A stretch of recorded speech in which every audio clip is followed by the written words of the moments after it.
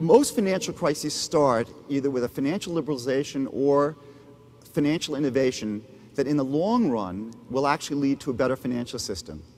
But frequently they get it wrong. And this is classic. It's happened before. It happened with the South Sea bubble with the first corporations.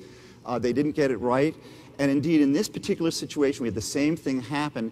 In this case, what's remarkable and at first hard to understand is that a very small part of the capital markets, subprime mortgage lending, has blown up the entire system. And so we need to step back a little bit first to ask the following question: why do we care so much about the financial system? Why is it so important?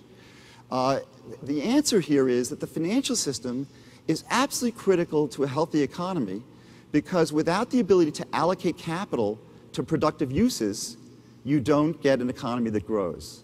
And you know this firsthand because you deal with your electric cooperatives. If you can't get the money to build the power plants, you can't provide electricity to your customers. And in fact, clearly you've had very good investments over time. You have not had a problem in terms of having low credit ratings because, in fact, you have had good investments. But in a financial crisis, what happens is that the financial markets no longer work well. And what that does is it means that you no longer can get capital to productive uses.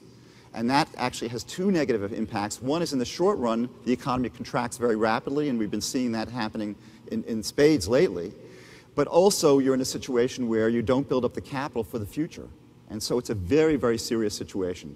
So why did this happen? The innovation of subprime mortgage lending, in the long run, by the way, will be a good thing.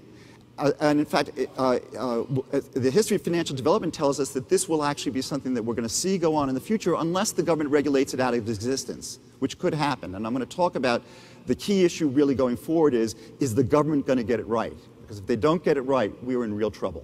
In fact, my fear is that we could either have a very severe recession, maybe we'll even call it a depression, or alternatively, we could have what happened in Japan, 10 years of stagnation, which in effect is just as bad. They lost 30% of their GDP relative to the United States during that period.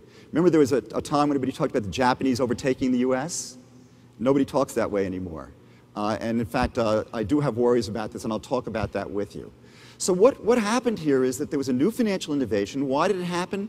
It was because of technology, because of computers, which allowed you to do two things, which is one is that you could do something very fancy called data mining. I have a friend who teaches this statistical techniques to his students, where you could actually go out and, by looking at people's behavior and quantitatively, actually get very good information whether they'll default on their debts or not.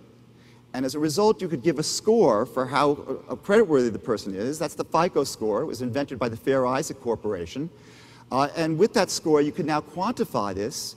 And then technology allowed you to take a lot of small loans and bundle them into larger loans because of lower transaction costs.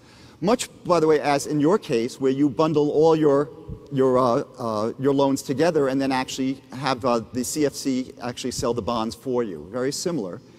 And in this context, this is actually part of the process of expanding credit to a wider group of people, the so-called democratization of credit.